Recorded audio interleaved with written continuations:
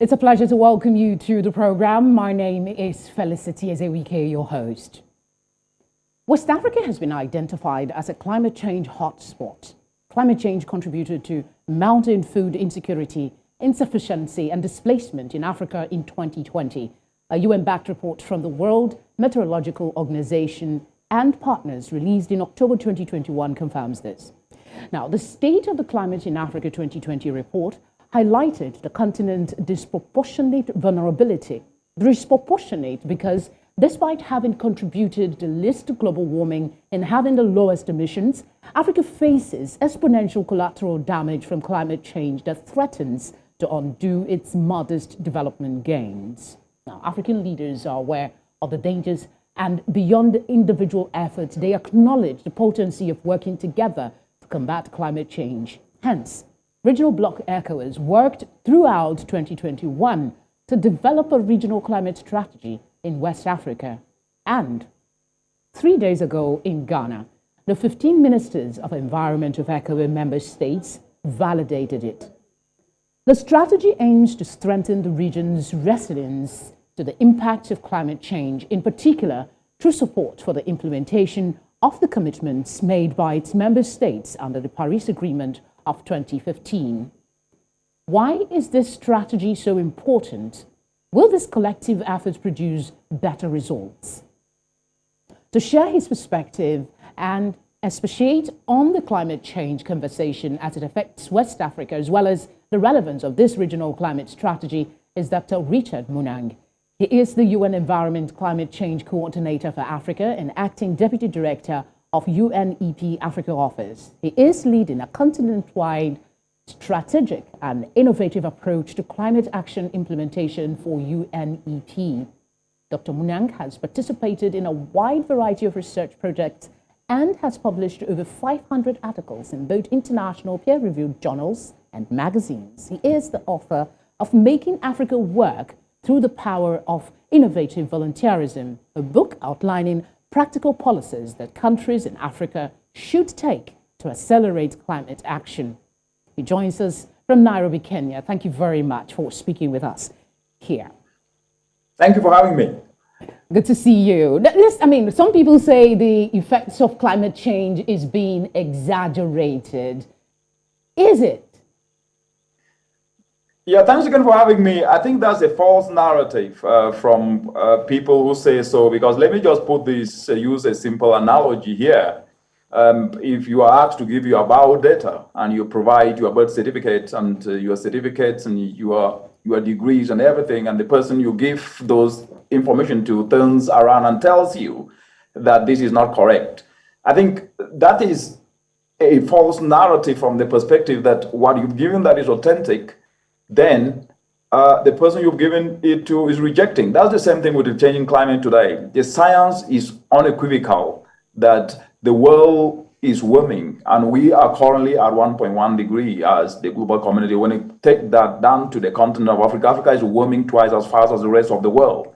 And therefore, anyone who is oblivious to the realities of droughts that we're seeing currently affecting the Horn of Africa today, with all of 15 million people affected, to the Sahel in West Africa, to the floods that we just recently saw in Southern African region. I mean, the list goes on, and even the floods in Lagos that we saw the past years. These are testaments and actually scientific evidence showcase that climate change is turbocharging and supercharging these events. So for those who say so, they're living in oblivious space.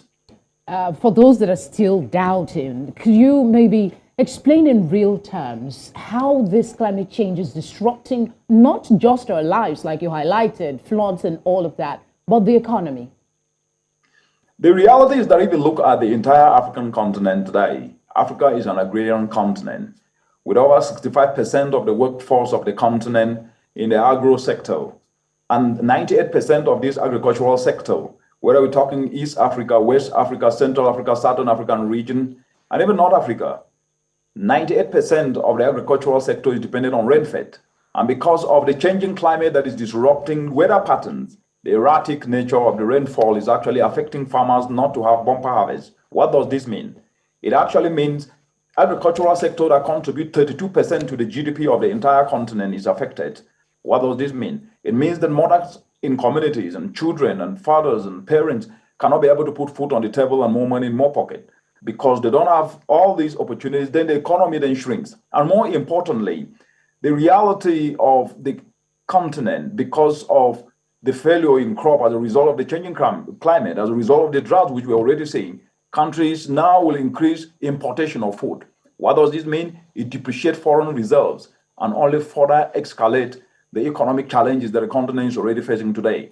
And let me just bring in this perspective, which is what we're currently facing as a global community and even the world and Africa. We're facing on top of the changing climate that Africa is already suffering, and we are seeing the effects. We're suffering food crisis because of inflation. We're suffering fuel crisis. And this is further going to depreciate the foreign reserves of governments and only worsen the economic crisis. And climate change on top of this makes it worse. That then means the best economic arsenal is climate adaptation and mitigation. Let's talk about something that, I mean, all through the course of my prepping for this conversation kept coming up. And the talk about the disproportionate vulnerability of West Africa to the climate change, particularly because we don't seem to cause a lot of it. We don't contribute a lot to the damages that's happening to the climate, but we seem to be suffering the impact more. Can you speak to the validity of that continuous comment that West Africa is most vulnerable in spite of not contributing to the emissions? Yes, let me, before I get down to West Africa, Africa as an entire continent have only contributed between 2 to 3% of the entire greenhouse gas emissions. That means Africa as a whole is a negligible emitter. When it comes to West Africa, of course, what you've said is very true.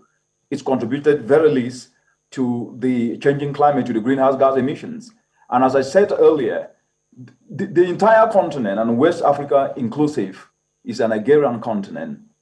Most of the households depend on the agricultural sector, and because of the changing climate that is exacerbating and increasing the droughts, these are actually causing crop failure. And when this causes crop failure that are the source of livelihood for over 65% of people in West Africa and the continent, what do you expect? They become poorer. They then search for other alternatives to survive. They look for these alternatives, not even in places where they are best. That means they move away from their home. They move away even from their countries to others. And these then only worsen the situation. So the point at the moment is how can we be able, despite the fact that climate change is happening now and it is with us and is affecting people in West Africa, how can we leverage this challenge and turn it into an opportunity? And I think that is really where the focus should be, because in as much as the changing climate is plunging millions in West Africa into suffering, there are also windows of opportunity that we can also focus on to seize and better the livelihoods of humanity. We definitely explore that, because that's the core reason for this conversation, looking for solutions to our unique African problems. I wouldn't want to go on and ask that you explain how this is exacerbating insecurity, but I will talk about the displacement, internally displaced. The study is suggesting, not the climate report, is suggesting that by 2050, we'll begin to see it. But there are those who are arguing that climate change, aside insecurity and terrorism and insurgency, is making people move from their home. How true is this? And are there verifiable data that clearly shows this? When you look at the data that we have and has been produced by credible international organizations, including the UN and the World Bank. The World Bank report shows that 86.4 million Africans by 2050, that's about the next 28 years, will be displaced internally. But I like to use facts using also the present. If we are looking at the present, the current data we have using the drought that is plunging over 15 million people in the Horn of Africa shows that 15 million people have, as we speak today, have left where they are. They've left their homes to search for other alternatives because of the current drought that is affecting them. This is applicable to West Africa and especially the Sahel. A lot of people have left their home. So what the data is showing is Currently, we are having people who are displaced.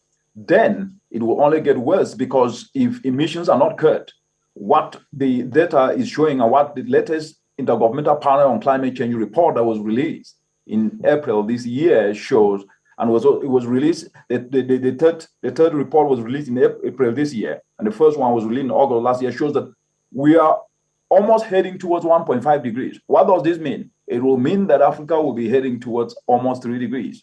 This will mean people will have to look for opportunities and alternatives. I will go back to the point that I keep mentioning. An agrarian continent in crop failure, people have to look for alternatives to put food on the table and more money in more pockets.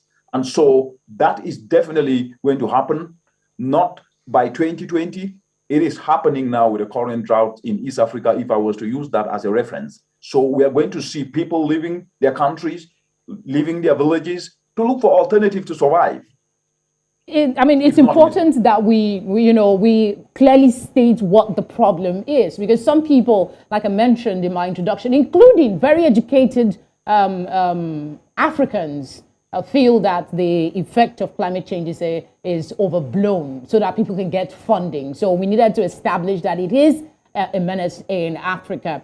Let's come to the focus of this conversation. And just 3 days ago, the ministers of the 15 member states validated the State of Climate in Africa 2020 agreement. I wanted to find out from you what you think of that Ecowas regional climate strategy.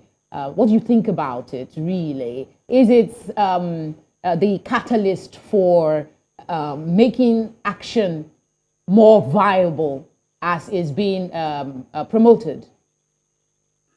It is. Let me first of all start by applauding ECOWAS as a community for coming up with this climate change strategy. But more broadly, let me applaud the entire continent, because Africa is the leader when it comes to climate change policy. We must appreciate progress if we really want to make progress.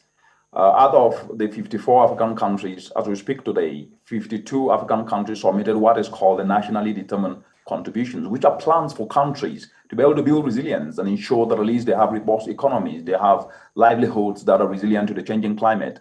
African countries, 52 of them, submitted the nationally determined contribution. As we're speaking today, 43 of them have submitted a revised version, and this is the highest of any region across the entire world. That's impressive. And now when it comes to regional economic communities, we have now ECOWAS, which is submitting their climate change strategy. And on top of that, when you look at the 15 countries of ECOWAS, 14 of them have submitted the nationally determined contribution. So when it comes to policy, this is really an area in which Africa takes leadership, and ECOWAS and West Africa takes leadership. So we must applaud them.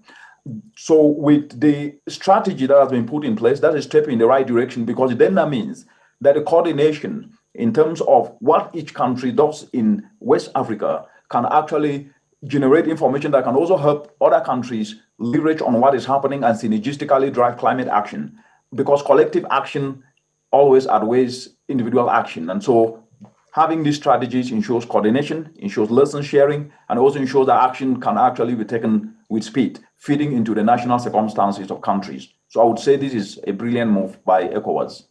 Yeah, having said that, do you agree that if we must make real progress with the fight against climate change, that this is the document that will propel us towards that end? Do you agree? Some think it's overly ambitious. Is it? I think that I would like to debunk a myth that have been out there for quite a very long time. Not only in the continent, but even across the world, but I'll put it within the context of the African continent, which is that strategies by themselves or policies by themselves will implement themselves. That doesn't work that way anywhere on earth. It is people who implement policies, it's people who implement strategies. Why am I saying this?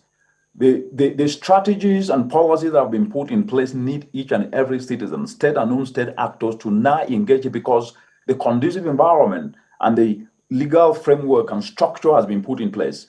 And when you look at this strategy, which I read through the synopsis, it identifies targeted areas in which ECOWAS should focus on: agriculture, clean energy, fisheries, coastal areas that needs to actually be protected. When you take agriculture, This is actually one of the biggest opportunity that the entire African continent have got.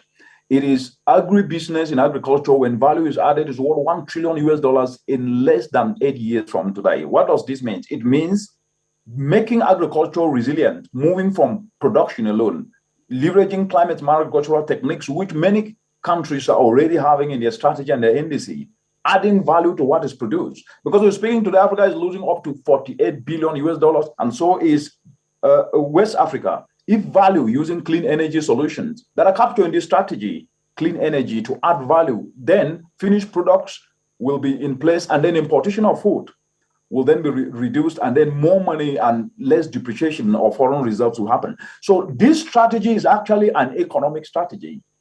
If it is leveraged through the climate lens to then ensure that the agricultural system, entire food systems are made climate resilient by adding value using clean energy. Then also leveraging this to ensure that, because as we're speaking today, there are 293 people in West Africa, in the Ecowas region, that die as a result of indoor pollution each and every year. If you take Nigeria, where we're speaking today, Nigeria lost in 2021 97,000 acres of forest as a result of charcoal harvesting. Moving towards clean energy means that cleaner solutions for cooking will then reduce indoor pollution that is killing up to 293,000 people each and every year. And turning agricultural waste into fuel briquettes will replace charcoal, which is 3 times more efficient and put more money in more pockets. But the point why I'm bringing up these practical solutions is that leveraging this strategy through the economic lens could actually be an economic booster for the region and will help put more food on the table and money in more pockets.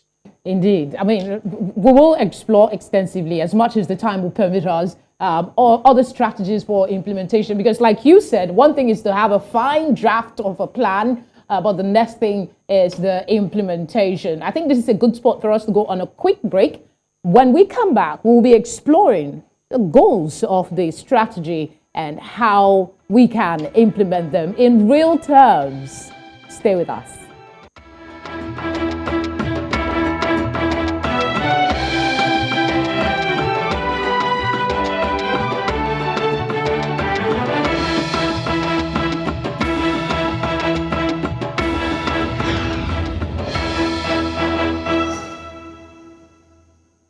Glad you're still with us. We still have Dr. Richard Munang speaking with us all the way from Nairobi, Kenya.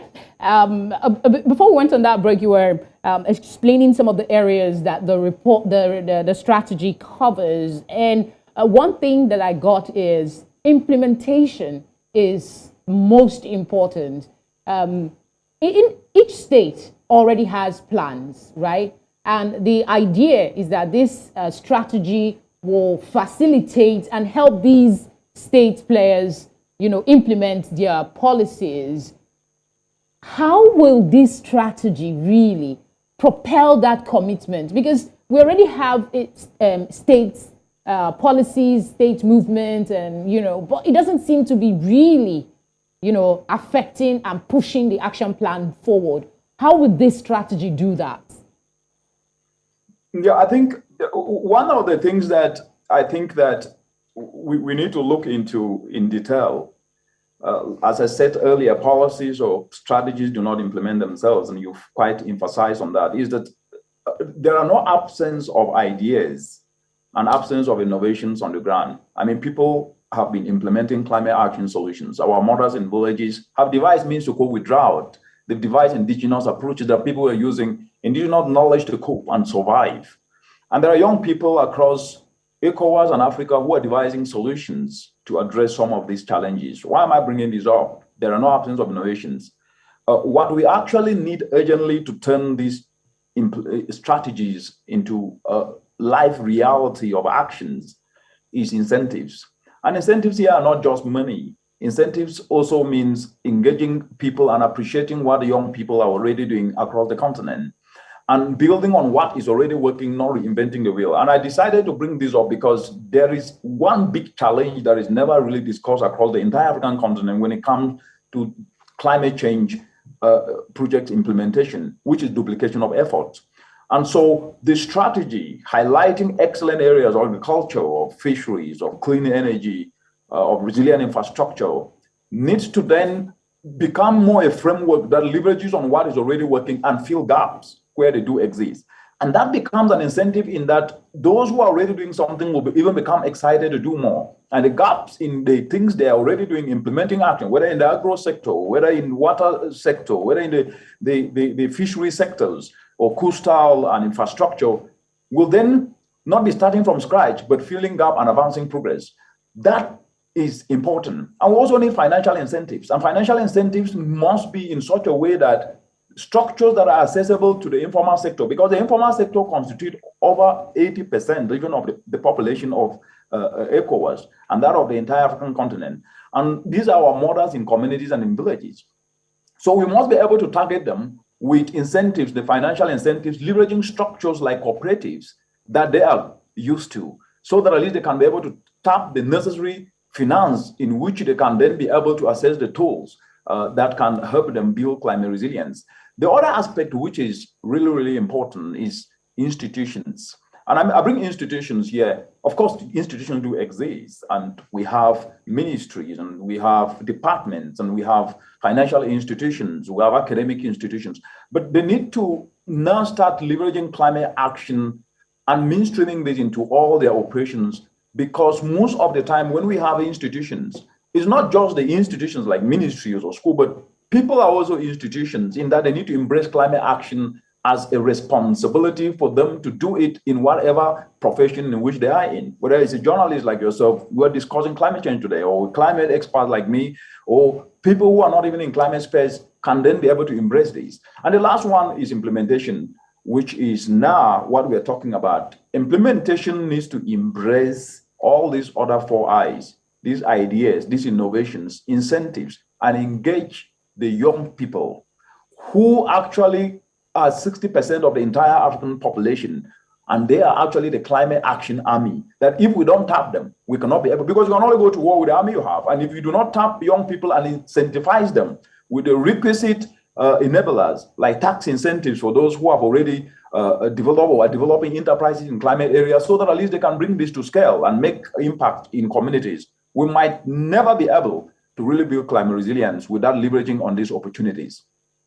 True. I mean, I just had to let you go on because what you were saying was so important. But there is something you said I'd like you to expand a little on, because I see that might be an issue, blending regional and local efforts at combating climate change. You talked about the duplication of efforts. Can you expand on that issue, please?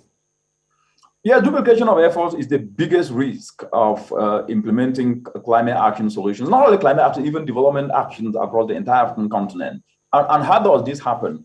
It happens in that most of the time context, because context, if you miss context, then whatever thing we do, we might never really succeed. And what do I mean by context? Every community have people who do something.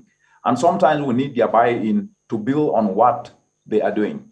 We don't need to reinvent the wheel or introduce solutions sometimes as if they are new. I believe that if we introduce solutions in a way that communities can own, in a way that communities can actually say, this is what we are doing, this is the gap we are filling, we need you to fill, then that way they will own the process, and at the same time, the targeted intervention will have more meaningful impact rather than a supply-driven approach that comes with something that is already existing, and then you end up not having ownership, and then you end up just duplicating what exists.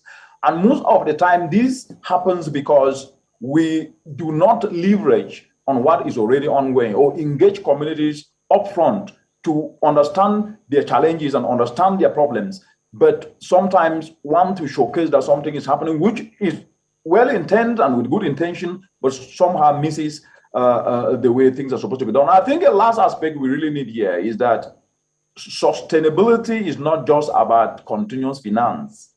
It's about ownership by the communities.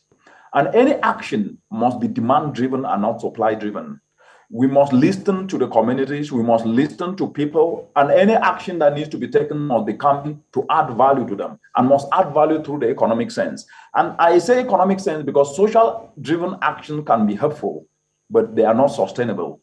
But when there is the economic dimension, if a mother in a village, let me give a practical example. If a mother in a community in West Africa or any part of Africa is producing her maize and she gets bumper harvest, If she loses this maize because she cannot dry that maize, then she will be disincentivized of even producing, even if she was using nature-based solutions or ecosystem-based adaptation that work with nature, not against nature.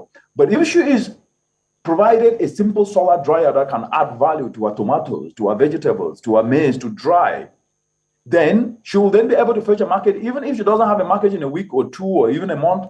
In the next 6 months, she can fetch a market because she'll have dried vegetables. And that way, she will be more excited because she'll put money in her pocket and she can then now grow more of that maize or vegetables and sell it.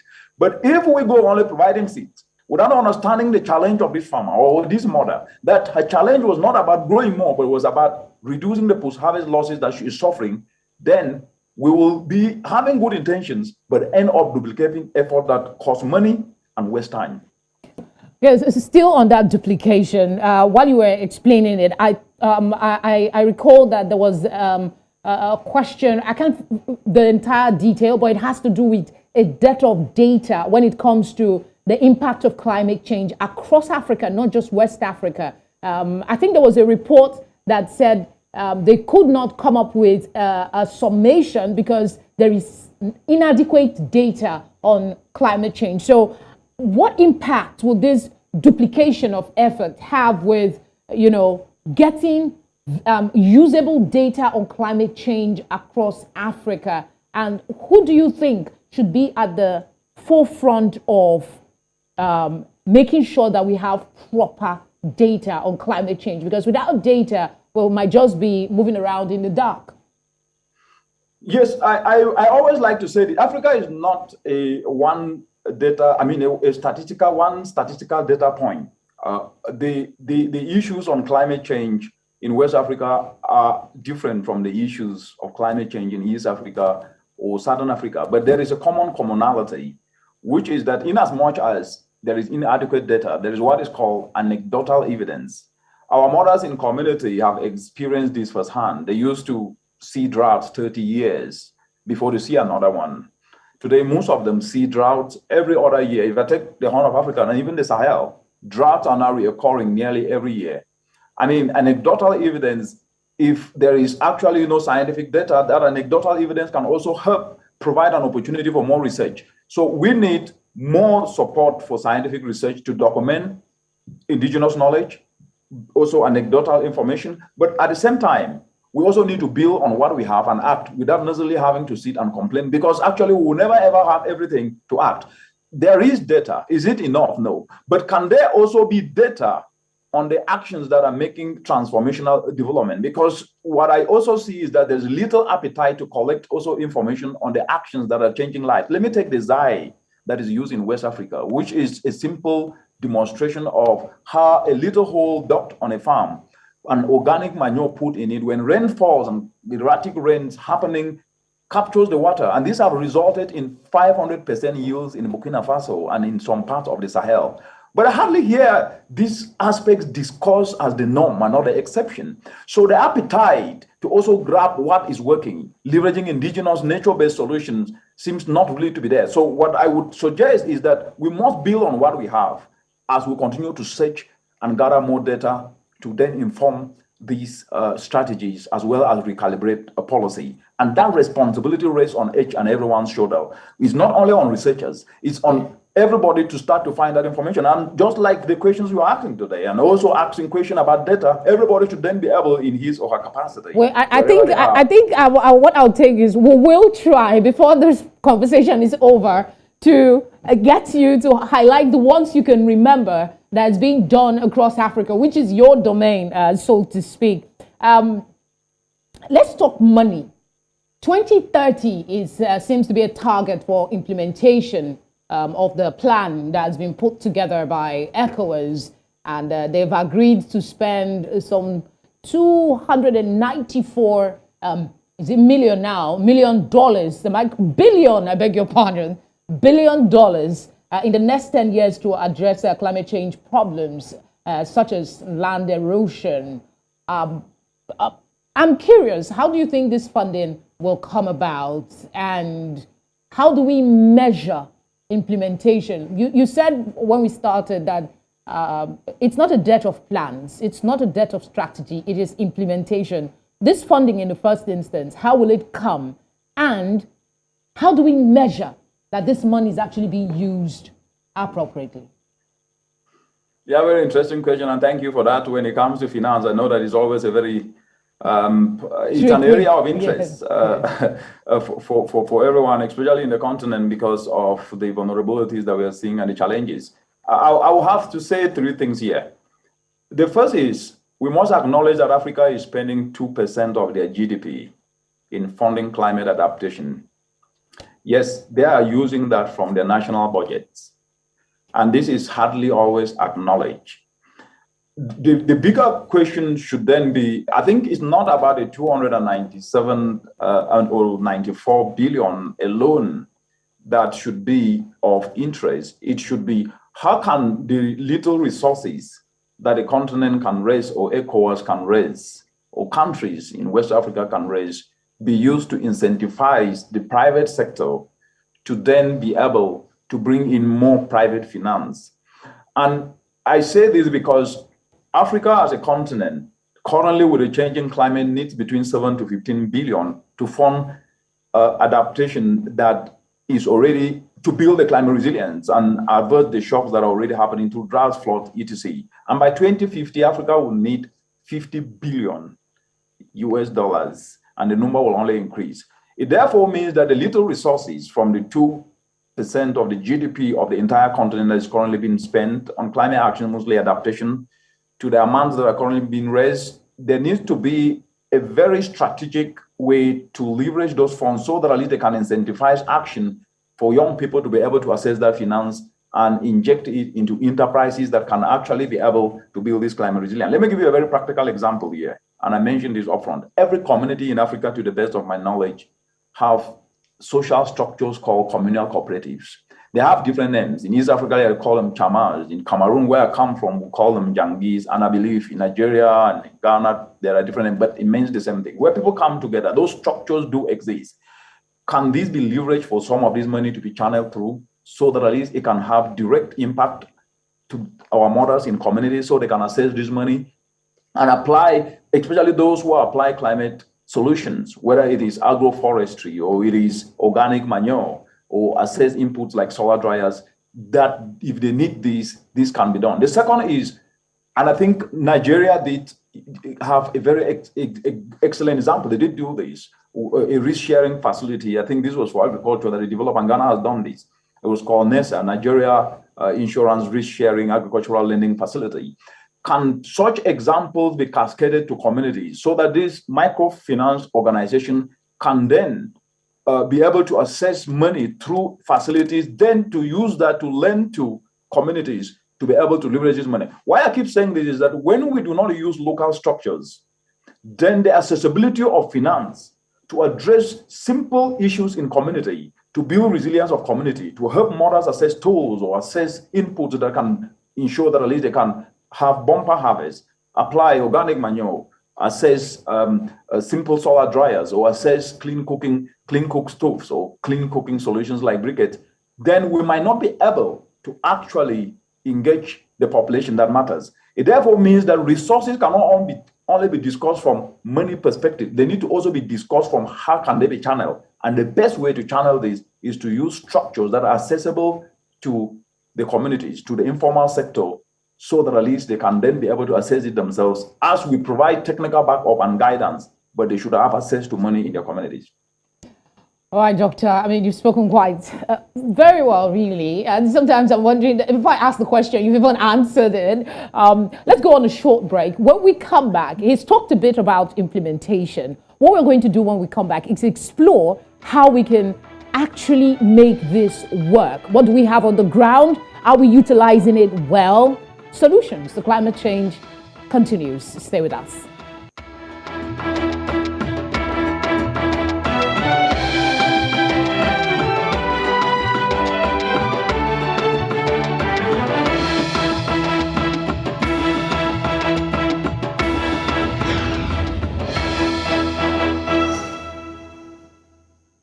Good to know you're still with us. Back to Dr. Munang now. We'll talk about lifestyle, because I know that's a very important part of the action plan. But for now, let's talk about renewable energy.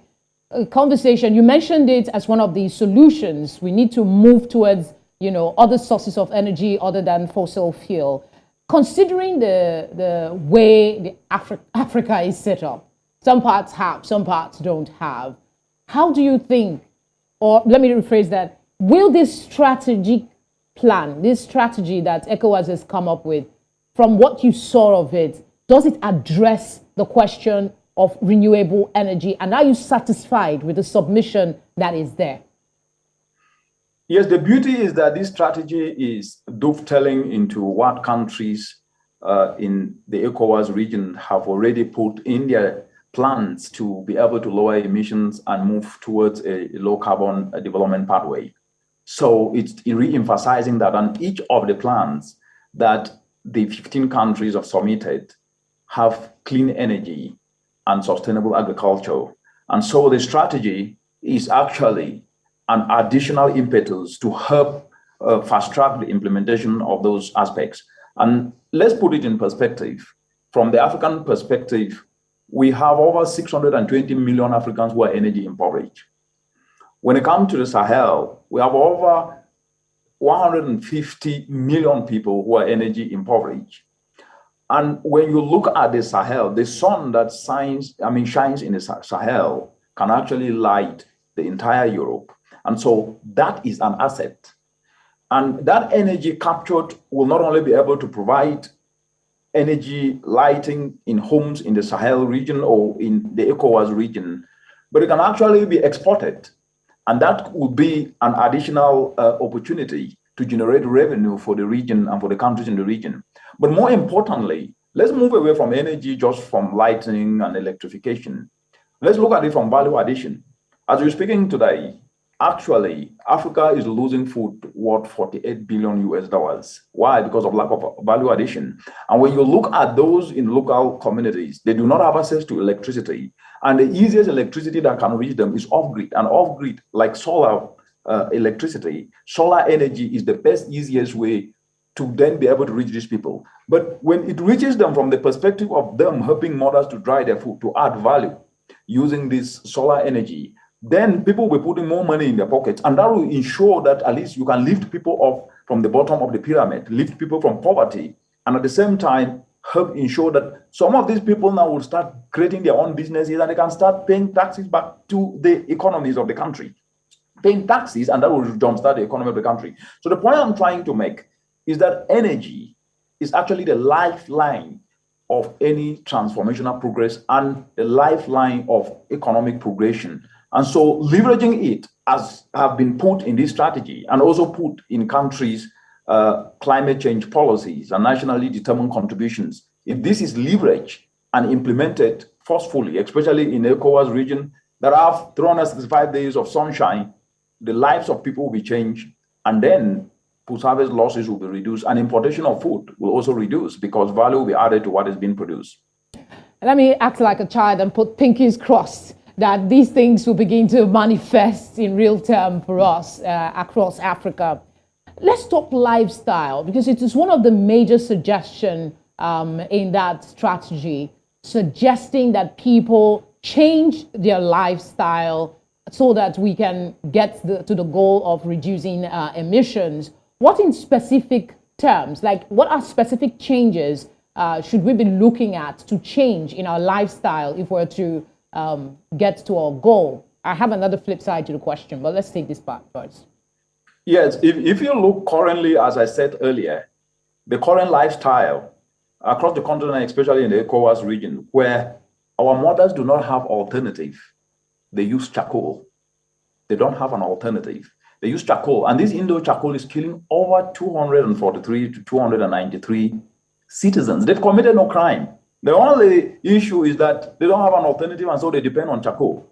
Moving away from depending on charcoal to clean energy solutions is a change of lifestyle. And this can happen by the governments in the region incentivizing alternatives like turning simple agricultural waste to fuel briquettes. Young people are doing this across ECOWAS, in Nigeria, in Ghana. We are working with them, and in East Africa here across the continent. So when lifestyle from depending on high emitting, polluting energy sources to now clean cooking solutions, that puts more money in more pockets and reduces indoor pollution that then saves lives, because as we speak, 700,000 Africans die each and every year because of indoor pollution. That is one. The second aspect of a lifestyle is the food we eat. First of all, chemicalized food that is being grown is not good for the environment. It is expensive because it's depending on imported fertilizers that destroy the environment and actually at the same time also destroy the soil, meaning that bumper harvest will not even happen for a long time. But moving towards organic agriculture, organic inputs, will then help ensure we have bumper harvest, but at the same time create opportunities and jobs whereby young people can start creating enterprises in producing organic manure, in producing organic fertilizers, and so on and so forth. And the food we eat that is produced organically is more healthier and scientifically proven so. And then that process reduces emissions into the atmosphere. So we need a kind of a system thinking which benefits our health, which jumpstart economies, and that needs a lifestyle change that will have to happen anyway because of the policy changes that are happening in countries. And these strategies actually come to reinforce that. Fashion is a big deal. I know it's like a small for other people, but I read somewhere, I don't know how true it is, that if we reduce the amount of times the number of clothes we have, the amount of time, the kind of fabric that we use to make what we wear, that is also one way. And I know fashion is like the thing now. So is that even a conversation that we should be considering when it comes to managing climate change? Absolutely. To produce one pair of jeans, you need 7,000 liters of water. 7,000 liters of water. And so where is that water coming from? That water is coming as a result. That's an ecosystem service from a forest. The forest produces that. So when you draw that heavy water and at the same time cut down the forest, then you are actually not only resulting in degrading the environment, but at the same time also resulting in emissions, because deforestation results to carbon emissions that are released into the atmosphere.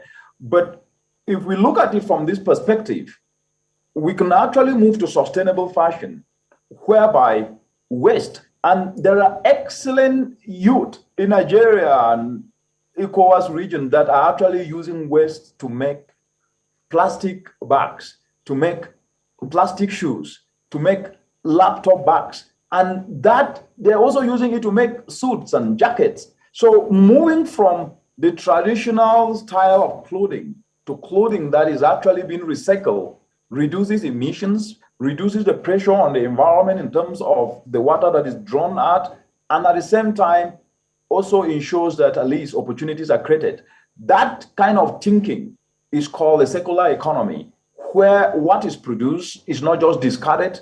If a dress is produced that is from recycling, it is saving the environment, it is reducing emissions, and at the same time, it is also helping create opportunities and then ends back in the economy without necessarily having to have emissions produced into the atmosphere. Okay. So that is a very, very important aspect, and thank you for bringing that up. It means we need to move towards a circular economy mindset, and that means how we produce, how we reduce, and how we consume need to become part and parcel of each and every one of us, not only that of governments, but that of citizens. Okay, so I was distracted by that question. I had to ask it. Let's flip back to the economic part of the we're out of time, so I'll need you to be a little brief. I still have like 2 questions, if not 3. The economic part of it, you talked about the housewife transitioning from coal to other forms of cooking. You also talked about the kind of food that we eat. Poverty is endemic in Africa. How will that impact on people's decision? Because if you're saying, I want to change my lifestyle, and you don't have the funding to do that, how would you go about it? Is it possible that government can subsidize this? What would be your suggestion to addressing that part of the conversation? I will go back to what I said earlier. We do not do development for people. People do development for themselves. The role of government is to facilitate the process. What does this mean in reality? Our mothers in villages, we grew up in the village, so I always use the example of the village. I mean, they're not just sitting there waiting for things to be done for them. They're doing something. And what they need are basic necessity: water, clean drinking water, maybe a route to the market so that at least they can sell their cocoyams or maize or beans. They need to add value. And what I said, and I will still repeat it now, on how people can be easily lifted out of poverty using climate action solutions or climate thinking processes, is to be able to identify the gaps. And most of these gaps are known. We know that 65% of the continent and even of West Africa are engaged in the agricultural sector. They lose post-harvest losses costing the continent $48 billion US. It means value needs to be added. I'm being told we need to. I'm being told we need to wrap up, and I have two questions, so I'm just going to lump them together. First is quickly, maybe in a minute or two, highlight. You mentioned us celebrating what we've been able to do. I beg your pardon, towards attaining climate change actions, right? Changes.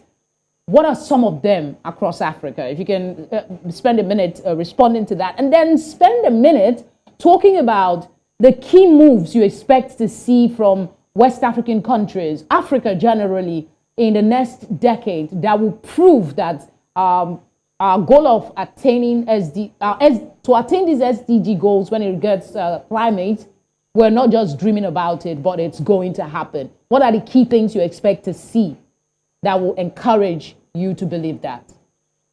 Yeah, from the first question, I mean, there are climate action solutions that we see dotted across the continent, especially young people. We're seeing them turning agricultural waste to fuel briquettes. We're seeing young people developing simple climate action solar dryers that are helping mothers in villages dry their vegetables. Those are climate action solutions. But this is what I would say.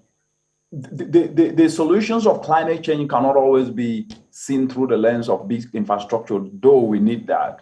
But we need to build on these little solutions or small scale action that young people are taking forward. And for the easiest way to do that is to integrate climate action solution into the mainstream of national development, which is the curriculum, so that everybody take a course on climate entrepreneurship. Then the actions that are happening from clean energy solutions to agricultural solutions can then become the norm. On the question on the SDGs, I mean, we are 8 years away from 2030. And what needs to be done is that if you look at the Sustainable Development Goals, the first goal was on poverty and the last goal was on partnerships. Building on what works and reducing duplication of efforts can actually ensure that in 8 years remaining, we can be able to do a lot if we build on what is already working and avoid duplications. And to do this, we must tap into the energy of young people.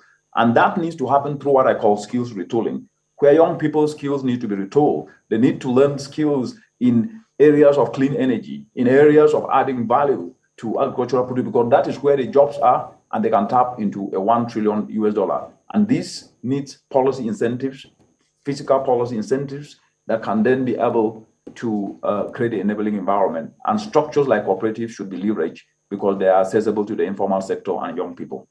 I know you're working a lot with the young people. I know you're doing something with retooling the youths. I just wish we had more time, because I actually wanted you to speak a little on your chores, but I'm afraid that's all the time we have. Thank you very much, Dr. Richard Munang, for speaking with us on One Slot today.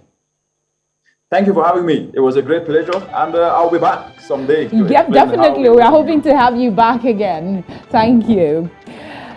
I mean, one important thing I took away, aside from every other thing he said, was we must avoid the duplication of effort.